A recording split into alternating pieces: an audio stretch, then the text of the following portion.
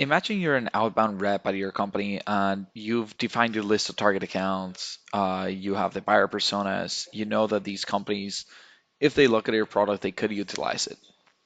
Then you get in touch with a prospect. You've made 5 calls, 7 calls. You have your sequence going on.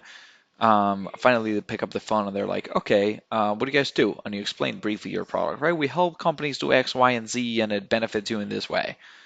The prospect is somewhat swayed, and they're like, okay, fine, I'll give you 20 minutes for a call. Let's set it up for 2 weeks from today.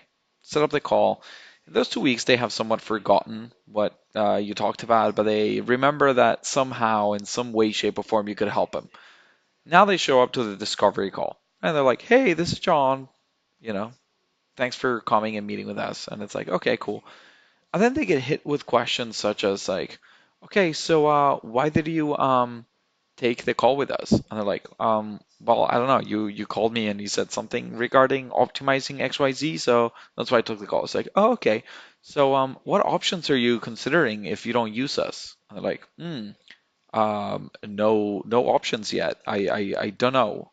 It's like, okay, so what are the requirements for this initiative? How are you gonna measure success?